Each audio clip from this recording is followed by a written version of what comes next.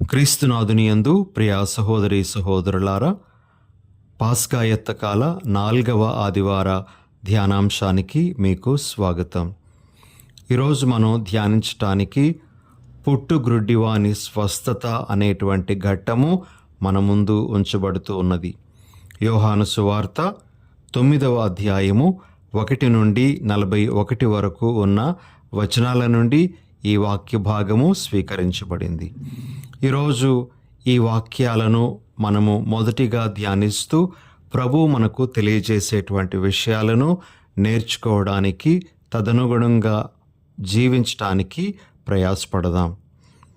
మొట్టమొదటి విషయము, ఈ ఘట్టము నుండి ప్రభు మనకు తెలియజేసేటువంటిది ఏమిటి అంటే, దేవుని అద్భుత కార్యాలు మన జీవితంలో జరగటానికి మనకు 2 ముఖ్యమైనటువంటి విషయాలు అనేటువంటివి అవసరం అనేది. మొదటి విషయం మనకు అవసరమయ్యేటువంటిది ఏమిటి అంటే, మనము దేవుని అద్భుత కార్యాలు మన జీవితంలో చవి చూడడానికి మనవంతు సహకారాన్ని ఆ ప్రభువుకు ఇవ్వాలి. ఆ ప్రభువుతో ఒక విధంగా మనము చేతులు కలపాలి. రెండవది, మనం దేవుని యొక్క అద్భుత కార్యాలు మన జీవితంలో చవి చూడటానికి దేవుని యొక్క మహిమే ప్రధానమైనటువంటి ఉద్దేశంగా మనము పెట్టుకొని జీవించాలి. ఈ 2 విషయాలను మనము పుట్టుగ్రుడ్డివానికి యేసు ప్రభు స్వస్థతనిచ్చేటువంటి ఘట్టంలో చూడగలము. మొదటిగా ప్రియ సహోదరి సహోదరులారా, యేసు ప్రభు ఆ గ్రుడ్డివానిని చూచిన తరువాత తన ఉమ్మితో మట్టిని కలిపి ఆ గ్రుడ్డివాని కన్నుల మీద ఆ మట్టిని రాసి, వెళ్ళి సిలోయోము అనేటువంటి కోనేటిలో నీ కళ్ళు కడుగుకో అని చెప్పినప్పుడు అతడు మారు మాట్లాడకుండా వెళ్ళాడు. ఆ సిలోయోము కోనేటిలో కడుగుకున్నాడు, స్వస్థతను పొందాడు. అతడు ఏమాత్రము సంశయించలేదు, ప్రతిఘటించలేదు. ప్రభు చెప్పినది చేశాడు. ప్రియ సహోదరి సహోదరులారా, మనము దేవునితో ఎప్పుడైతే సహకరిస్తామో అప్పుడు దేవుని యొక్క అద్భుత కార్యాలనేటువంటివి మనం చూడగలము. ఒకవేళ ఆ గ్రుడ్డివాడే కానీ ప్రభు చెప్పినట్లుగా చేసి ఉండకపోతే అతడు ఆ రోజు స్వస్థతను పొందేవాడు కాదేమో. కాబట్టి ఇది ఒక విషయం. ఇక రెండవది ఏమిటి అంటే, మనము ఏ మేలును ప్రభువు నుండి ఆశించినా ఆ మేలు ద్వారా ప్రభువుకే ఘనమైనటువంటి కీర్తి, మహిమ కలగాలి అనేటువంటి ఉద్దేశాన్ని మన మనసులో పెట్టుకోవాలి.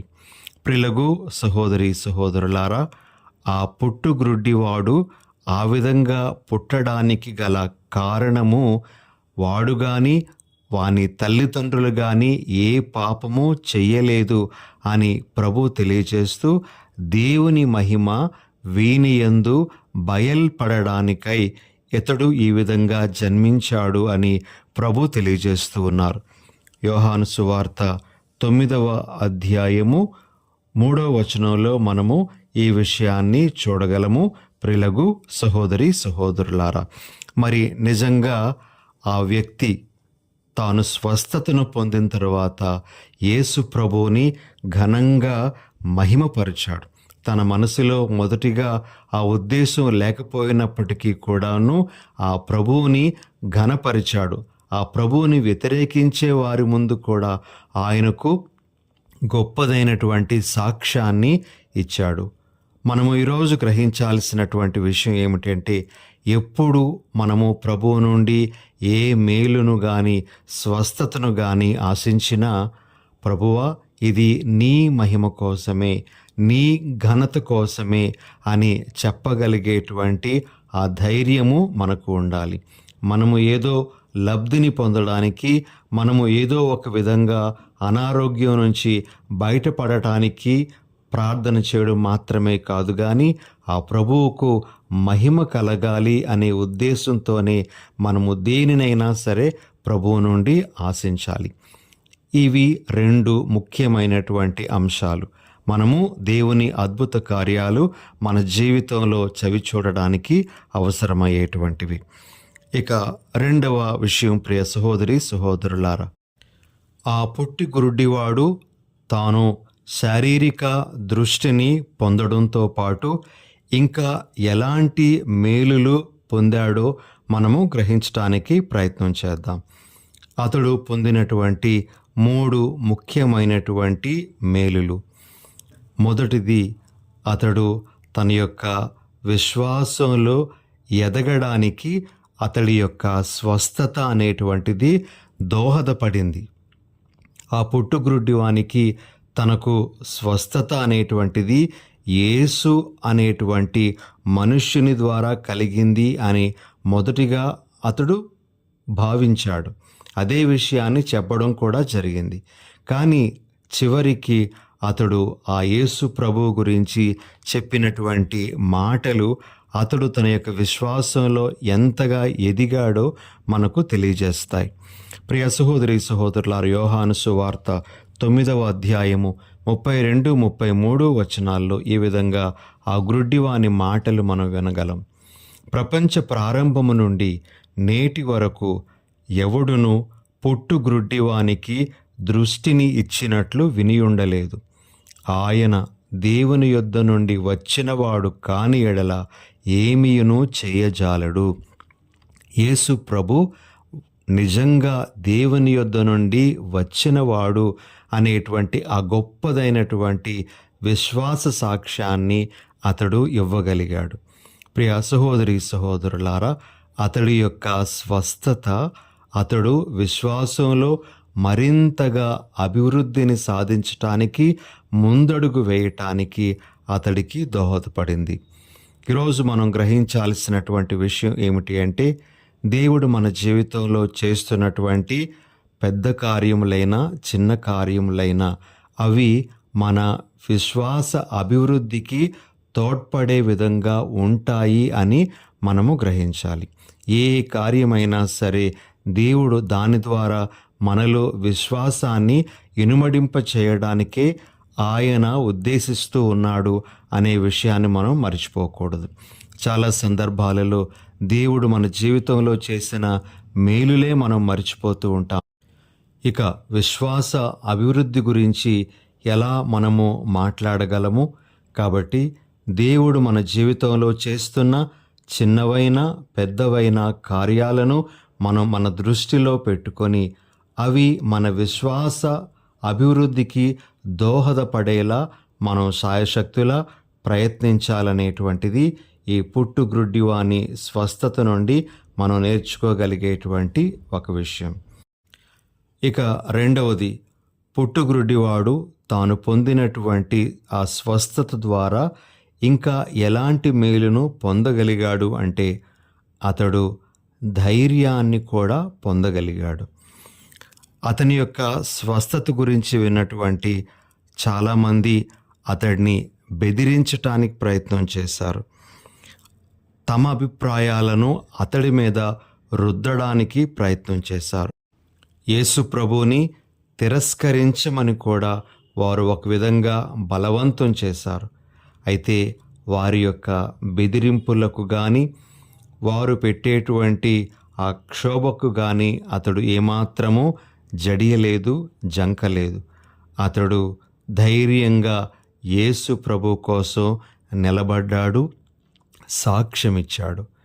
ప్రియ సహోదరి సహోదరులారా, మనం పొందేటువంటి మేలులు, స్వస్థతలు ఇవన్నీ కూడా మనలో ఉండేటువంటి భయాన్ని పారద్రోలి ఆ ప్రభువు కోసం ధైర్యంతో నిలబడగలిగేటువంటి విధంగా మనలను మలచాలి. ఇది మనము పరిశీలించుకోవలసినటువంటి రెండో విషయం. అనేకమైనటువంటి మేలులు పొందుతున్నటువంటి మనము మరి యేసు ప్రభువు కొరకు ధైర్యంగా నిలబడగలుగుతూ ఉన్నామా?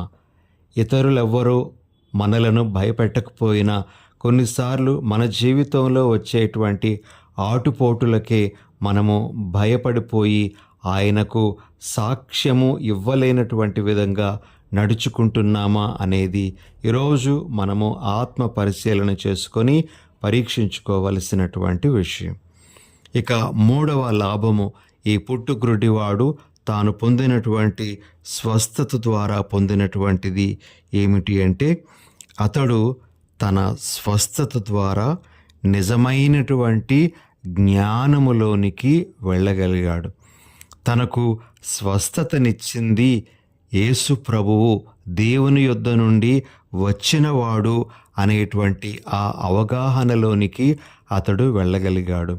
తన స్వస్థత అనేటువంటిది లేదా తాను పొందినటువంటి మేలు అనేటువంటిది అతడిని నిజమైనటువంటి జ్ఞానములోనికి నడిపించింది. మిడిమిడి జ్ఞానము కాదు, లేదా అసంపూర్ణ జ్ఞానము కూడా కాదు. అతడు నిజమైనటువంటి ఆత్మ జ్ఞానాన్ని పొందాడు. యేసే మెస్సయ్య అనేటువంటి ఆ విషయాన్ని గ్రహించగలిగాడు. ప్రభు అతడి ముందుకు వచ్చి మాట్లాడినప్పుడు ఆ ప్రభువుని ఆరాధించాడు అని కూడా మనము ఈరోజు సువార్త పట్టణంలో వింటాం. ప్రియ సహోదరి సహోదరులారా, అతడు పొందినటువంటి స్వస్థత అతడిని నిజమైనటువంటి జ్ఞానములోనికి నడిపించింది. ఈరోజు మనము పరిశీలించుకోవలసినటువంటి విషయం ఏమిటి అంటే, మనం పొందుతున్నటువంటి మేలులు కానీ స్వస్థతలు కానీ మనలను కూడా నిజమైనటువంటి జ్ఞానములోనికి నడిపించాలి. ఉదాహరణకు, మనము ఒక పునీతుని ప్రార్థనా సహాయాన్నో లేక మరియ తల్లి ప్రార్థనా సహాయాన్నో కోరుకుంటూ ఒక దీవెన మనం పొందుతూ ఉండేటప్పుడు మనకు అలవడాల్సినటువంటి నిజమైనటువంటి జ్ఞానం ఏమిటి అంటే, ఈ అద్భుతము, ఈ కార్యము ఈ పునీతుని ప్రార్థనా సహాయము వలన లేదా మరియమాత ప్రార్థనా సహాయము వలన నాకు దేవుడు అనుగ్రహించినటువంటిది అనే జ్ఞానంలోనికి వెళ్ళాలి. ఏ పునీతుడు కానీ మరియ తల్లి కానీ ఆ వరాన్ని వారంతట వారుగా ఇచ్చేది కాదు, అది దేవుడే ఇచ్చేటువంటిది. అలాంటి జ్ఞానములోనికి మనం వెళ్ళడం అనేటువంటిది చాలా చాలా అవసరం. కాబట్టి ప్రియ సహోదరి సహోదరులారా, పొందినటువంటి మేలు, పొందినటువంటి స్వస్థత నిజమైనటువంటి జ్ఞానములోనికి మనలను నడిపించాలి. ఆ పుట్టుగ్రుడ్డివాడు ఆ విధమైనటువంటి ప్రయాణాన్ని చేశాడు కాబట్టి అతడి గురించి మనము ఈరోజు కూడా మాట్లాడుకుంటూ ఉన్నాము, ధ్యానిస్తూ ఉన్నాం.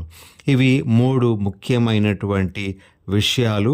అతడు పొందినటువంటి స్వస్థత మూలంగా అతడు పొందినటువంటి ఇతర ఆశీర్వాదాలు. అతడు తన విశ్వాసంలో ఎదిగాడు. అతడు ధైర్యము అనేటువంటి ఆ పుణ్యాన్ని సంపాదించుకున్నాడు. ఆఖరుగా అతడు నిజమైనటువంటి జ్ఞానములోనికి నడిచాడు. ప్రియ సహోదరి సహోదరులారా, ఇక 3వ విషయం ఏమిటి అంటే, నిజమైనటువంటి గ్రుడ్డివారు దేవుని దృష్టిలో ఎవరు? కేవలము శారీరక దృష్టిని కోల్పోయినటువంటి వారు మాత్రమే కాదు, దేవుడు చాలా మందిని అంధులుగా పరిగణిస్తాడు. మరి అలాంటి వారు ఎవరు అని ఈనాటి పఠనాల ఆధారంగా మనము కొంతసేపు తెలుసుకోవడానికి ప్రయత్నం చేద్దాం. మొట్టమొదటిది, దేవుని దృష్టిలో అంధులు ఎవరు అంటే, దేవుని గురించినటువంటి విషయాలు సాక్ష్యాలతో సహా చెప్పబడుతున్నప్పటికీ కూడా తమ అహంకారంతో అంగీకరించినటువంటి వాళ్ళు దేవుని దృష్టిలో అంధులు. ఉదాహరణకు ప్రియ సహోదరి సహోదరులారా, పరిసయ్యులు కానీ ధర్మశాస్త్ర బోధకులు కానీ అక్కడ ఉండేటువంటి పెద్దలు కానీ గ్రుడ్డివాడు ఇస్తున్నటువంటి సాక్ష్యాన్ని ఏమాత్రము అంగీకరించటానికి ఇష్టపడలేదు. వారు పదే పదే అతడిని ప్రశ్నించారు. అతడు సమాధానం ఇస్తూ ఉంటే ఆ సమాధానాన్ని వారు వ్యతిరేకించటానికే ప్రయత్నం చేశారు, కానీ ఆ సమాధానం వెనక ఉన్నటువంటి ఆ భావాన్ని వారు గ్రహించటానికి ఏమాత్రము ముందుకు రాలేదు. ఇలా వారిని అడ్డుకున్నటువంటిది వారిలో ఉన్నటువంటి అహంకారం. వారిలో ఉండేటువంటి ఆ అధికార దాహం, మాకు అన్నీ తెలుసు అనేటువంటి ఆ భావమే వారిని అడ్డగించింది ప్రియ సహోదరి సహోదరులారా. కాబట్టి దేవుని దృష్టిలో నిజమైనటువంటి అంధులు ఎవరు అంటే అహంకారంతో జీవించేటువంటి వారు, దేవుని యొక్క కార్యాలను ఏమాత్రము గ్రహించటానికి కానీ ఆలకించటానికి కానీ సిద్ధంగా లేనటువంటి వారు నిజంగా గురుడ్డివారుగా ఉన్నారు అని ప్రభు భావిస్తారు అని ఈరోజు మనం గ్రహించాలి. ఇక రెండవ వర్గానికి చెందినవారు ఎవరు అంటే ఎవరెవరైతే పై ఆకర్షణలకు లొంగిపోతారో, పై ఆకర్షణలే వాస్తవము అనేటువంటి విధంగా నడుచుకుంటూ ఉంటారో వారందరూ కూడా ఒక రకంగా అంధత్వంలో ఉన్నట్లే ప్రియ సహోదరి సహోదరులారా. దీనికి గొప్పదైనటువంటి ఉదాహరణ ఈరోజు మనం ఆలకించే మొదటి పట్టణం. సమూవేలు ప్రవక్త అభిషేకించటానికి ఈషాయి ఇంటికి వెళ్ళడం జరుగుతుంది. మరి ఈషాయి కుమారులు పెద్దవానితో మొదలుపెట్టి 7వ కుమారుని వరకు అతడు చూసినప్పుడు వారి బాహ్య అందానికి, వారి శారీరక దృఢత్వానికి ముగ్ధుడైపోయాడు. దేవుడు వారిని ఎన్నుకుంటున్నాడేమో అని భావించాడు. కానీ దేవుడు సమూవేలు ప్రవక్తతో చెప్పినటువంటి మాట, మీరు మానవులు కేవలము బాహ్య రూపాన్ని మాత్రమే చూస్తారు, కానీ నేను మానవుని యొక్క అంతరంగాన్ని పరిశీలిస్తాను అని చెప్పడం జరిగింది. ఈ విధంగా ప్రియ సహోదరి సహోదరులారా, ఆయన దృష్టిలో అంధులు ఎవరు అంటే ఎవరెవరైతే బాహ్య ఆకర్షణలకు లొంగిపోతారో, బయటకు కనబడే దాన్ని బట్టే ఎవరెవరైతే తీర్పులు తీరుస్తూ ఉంటారో వారు కూడా ఒక రకమైనటువంటి అంధత్వంలో ఉన్నారు అని గ్రహించవచ్చు.